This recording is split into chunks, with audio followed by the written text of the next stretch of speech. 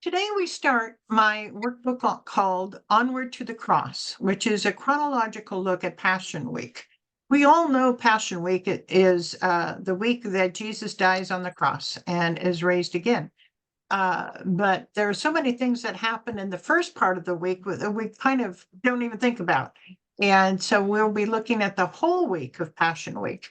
And interesting, the why it's called Passion Week.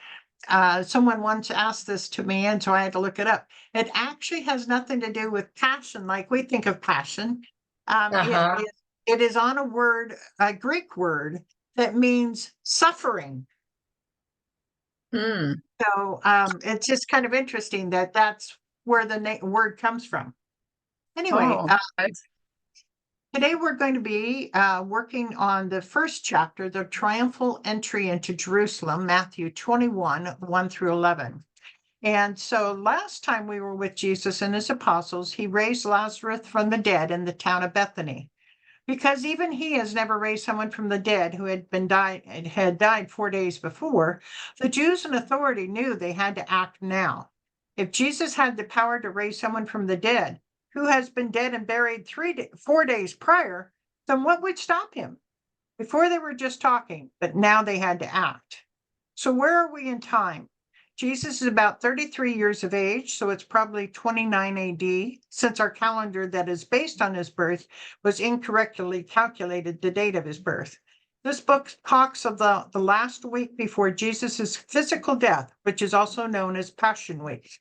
You've probably heard a lot about this and have seen a lot of this in movies, but perhaps not in sequence. So now let's start the story. The triumphal entry into Jerusalem, Matthew 21, 1 through 11. as they approached Jerusalem and came to Bethphage Yeah, Bethpage. on the Mount of Olives. Okay, this map we're going to see a lot in this book, and it helps us really to see where he is in every location.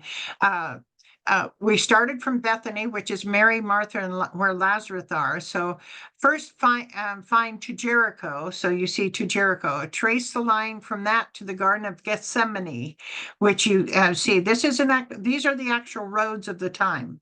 So and of course we have mountains in here. That's why that road is kind of strange. So then you find the Mount of Olives, which you see is right there. Color, the slight difference in the background. This is higher than the rest. And of course, this comes into is most important when he ascends, because he will ascend from the Mount of Olives.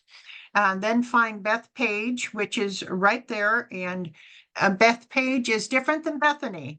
Bethpage, we will know from our story this week, they're doing something different about that. Do we know for sure where this town is located? No. No. Based on the scale, about how many miles from Bethany to the Garden of Gethsemane, I would say we're 1 to looking at 2 miles. yeah, yeah, about 2 miles, whatever.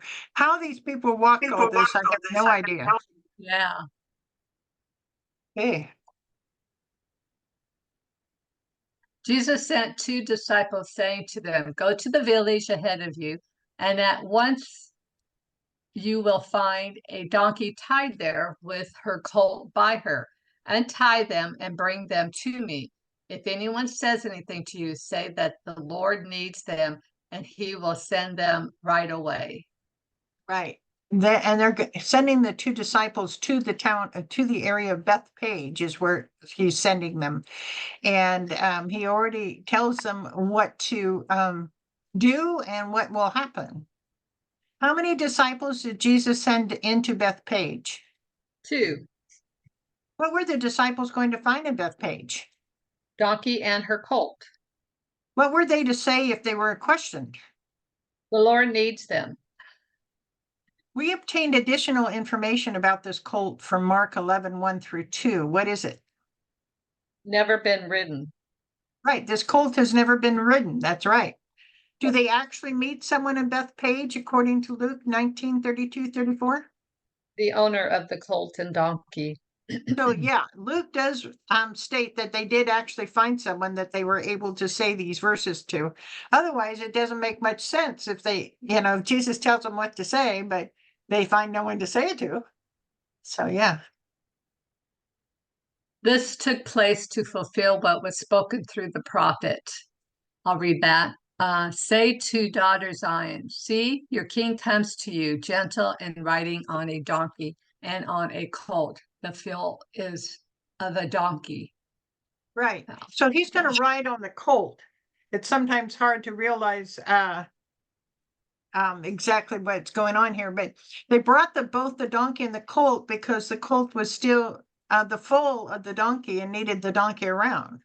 So that's Right. why they have both the colt and the donkey. Most likely when they're through with them, they bring them back to the owner too. The disciples went and did as Jesus had instructed them. They brought the donkey and the colt and placed their cloaks on them for Jesus to sit on. Cloaks or mantles were an outer garment used to protect against the cold. A cloak was also used as a covering when one slept outside. What did the disciples bring back to Jesus to sit on? Cloaks on the donkey and the colt. Right. If Jesus is going to be riding the colt and not the donkey, why did they bring both to Jesus? Mama donkey for the colt so it won't get nervous without her, or like how you explain. Right, exactly, yes. A very large crowd spread their cloaks on the road, while others cut branches from the trees and spread them on the road. What two things did the people spread on the road in front of Jesus? Cloaks and branches. Isn't this an interesting way for a king to arrive into a town? Let's explore the differences. A visiting king would come in riding a war horse, but Jesus comes in riding on a Donkey. visiting king would have many soldiers surrounding him, but Jesus had only his. Disciples. A visiting king would have a magnificent saddle, but Jesus only had. Cloaks.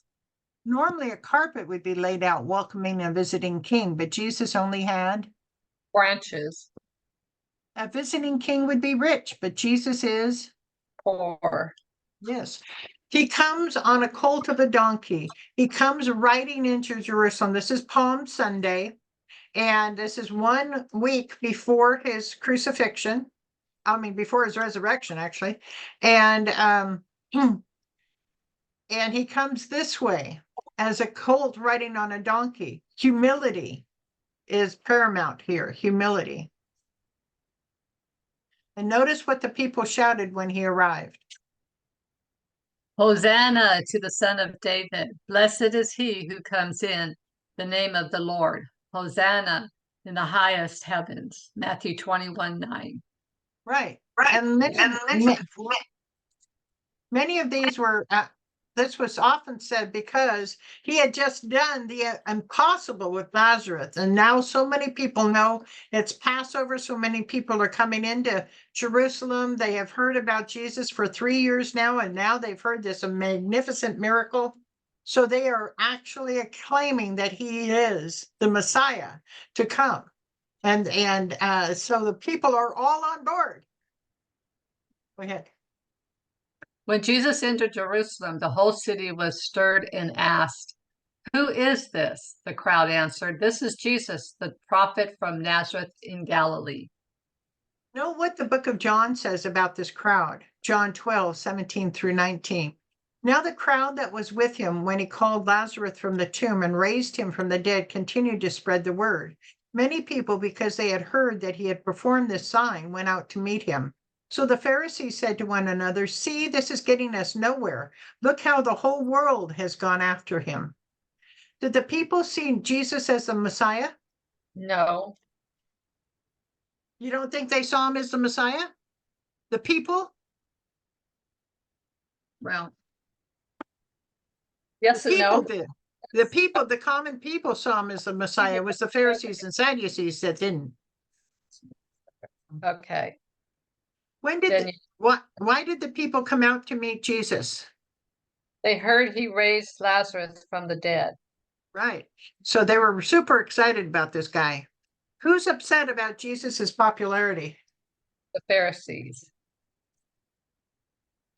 And of course, I end this chapter with a different than a Word crossword. search. Yeah, that was fun. Okay, well, good. Sometimes I do this when there isn't necessarily questions, but just words. And so sometimes I do this just for difference. But Yeah. anyway, so this ends our first chapter. And so let me go ahead and turn this off.